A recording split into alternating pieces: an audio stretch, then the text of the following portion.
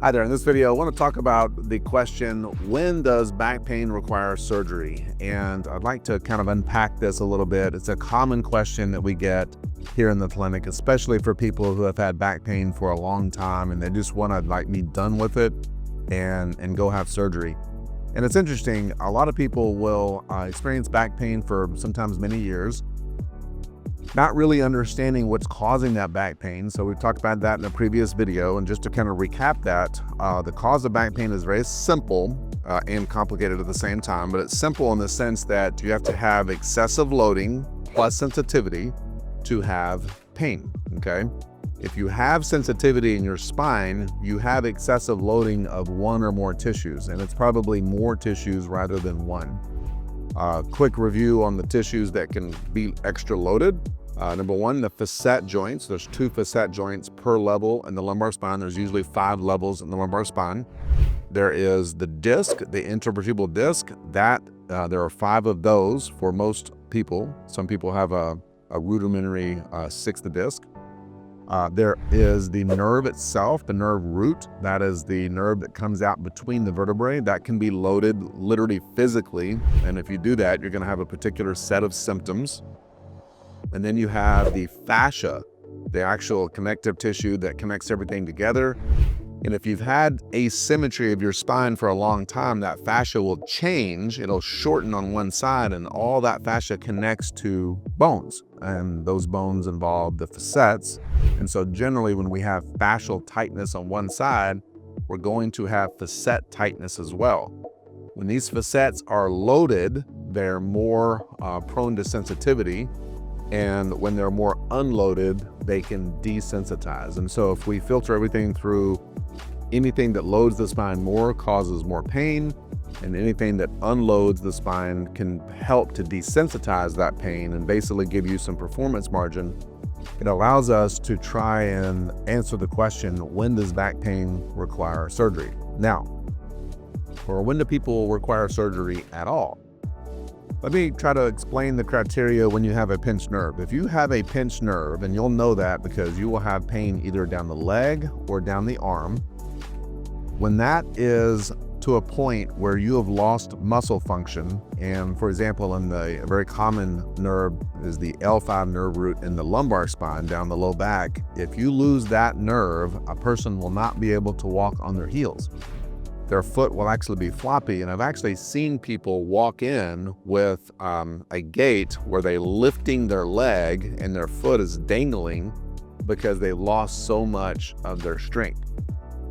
And that's a situation where I typically will encourage that person to go seek surgery immediately, because you have a small window of opportunity to get the pressure off that nerve for it to be saved. And if you don't act pretty quickly, that can be permanent, and a person will have to wear what's called an AFO brace and the rest of their lives to keep their foot from flopping and them tripping on it. And I've seen many people who need that brace, and it's unfortunate because they didn't get to the right type of doctor soon enough in order to save the nerve. So the very simple answer to that question is, if you're losing muscle function and you can no longer work the particular muscle that is being affected from the pinched nerve, you need to consider surgery, okay? Another situation where surgery is necessary is when you've had unrelenting pain that has been non-responsive to any other therapy. And this is where it gets a little bit tricky, because all therapies aren't created equal. And I find that people often haven't been through a meaningful enough therapy process to see if their tissues will desensitize. So I have seen a couple of these patients over the years where even under our care and doing what we consider the most aggressive therapies for a sensitized back, they are not able to get through it, and thus they need to have surgery. The tricky thing about surgery is that we have 5 levels in the lumbar spine, and often a person will come in with an MRI and it will be apparent that more than one structure may be causing the pain. More than one disc may be responsible for their pain profile. And the tricky thing about surgeries are, if you are talking about discogenic pain, not a pinched nerve, but literally pain that arises from the disc itself, from excessive loading, because loading of the disc when it's sensitive is going to cause more pain, and people know that. If you have multiple discs that are diseased and you remove one or two of them and you have more above it that are also diseased, you can have contribution of back pain from the disc above as well. And that's what gets complicated about treating back pain with fusions. And that was done a little bit more frequently many years ago, 20, 30 years ago. It's done a little bit less frequently now. There are situations where it is useful and necessary, but it's not as often. I've had patients, I have patients really on a pretty weekly basis or monthly basis at least, who come in and they'll bring their testing, their MRIs. I had one recently that's coming to mind, an older gentleman who does have what's called a spondylolisthesis. About 5% of the population or less have spondylolisthesis. It's where the one or the last vertebrae typically, but it could be the all four vertebrae as well. But the last vertebrae separates from the posterior elements and it slips forward, but it's generally stable, meaning it is not moving around, and it is generally not a problem for most people. Most people can live a normal life, but I've had a lot of people have a surgical recommendation when they have a spondylolisthesis, and that recommendation is going to involve a fusion using some screws and nuts and bolts and whatnot. And they try to stabilize that. They just kind of lock it in place. They don't pull it back into position typically. They just kind of lock it in place, and they remove the disc that's under that spondylolisthesis, and they try to take that out of the equation. So I will have people that have that recommendation pretty often. It's probably the most common surgical recommendation situation that I see. And most of the time, those people have not had ample opportunity to desensitize their tissues through proper unloading therapies, okay? The most common unloading therapy that we have is called spinal decompression. Spinal decompression is a progressive process of unloading the spine. At first, people are very sensitive to any pressure on or off the spine.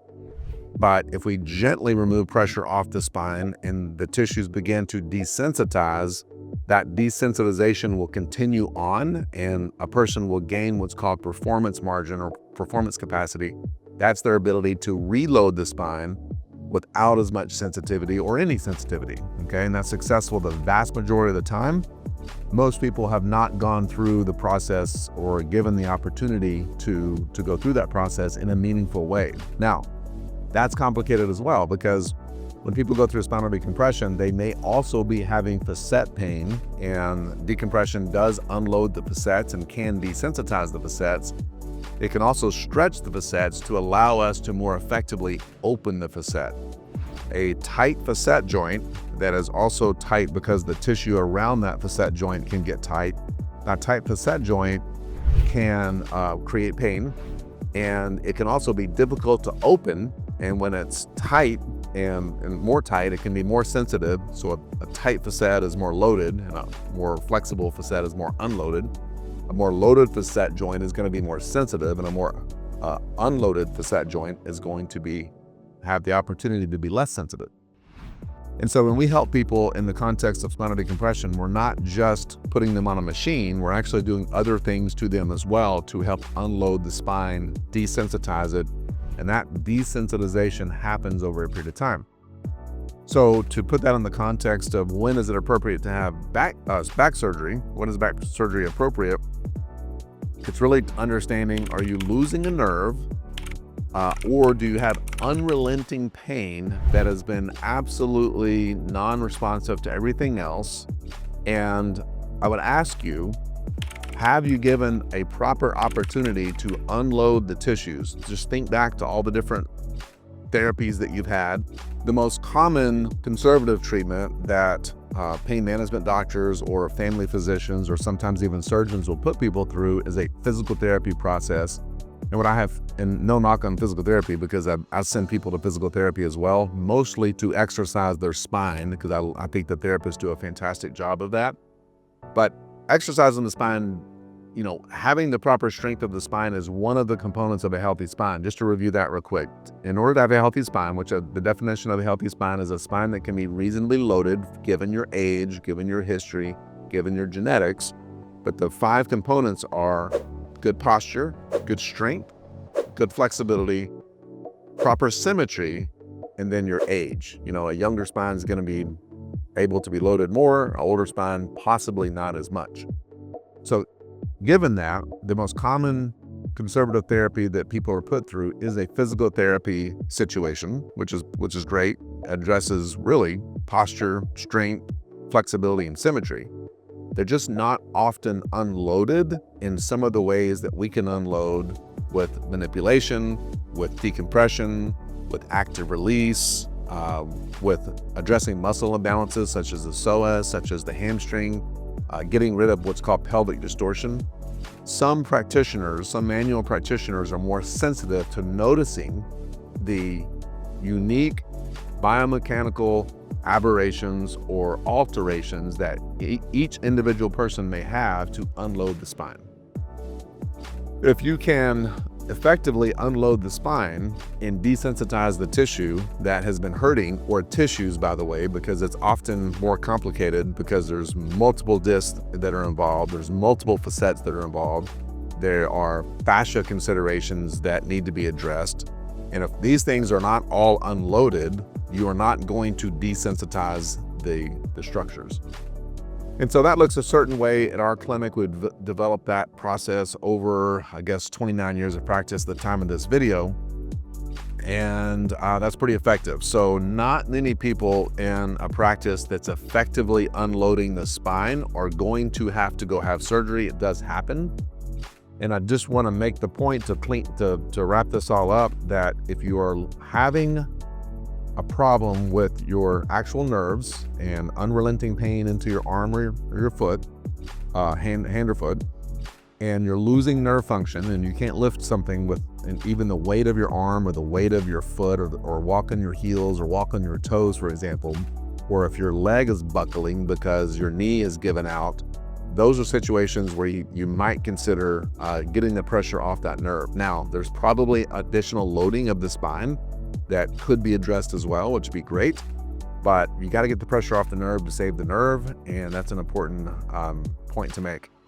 Another situation that does require surgery, and there's really no substitute for it, is when you have central canal stenosis, most common in the cervical spine up in the neck. And when you have pressure on the spinal cord that is progressive, especially if you're having what's called upper motor neuron indications, in other words, reflexes that are abnormal because the spinal cord is being compressed, and you're losing strength and coordination, and you can't use your fingers properly to put buttons on and things of that nature, you're getting into a dangerous situation with that. That needs to be looked at and potentially operated on as well to get that pressure off the spinal cord. That is a situation that often needs surgery. And I've had many people come in with that situation, hoping to avoid surgery, hoping to enlist the services of a conservative practitioner.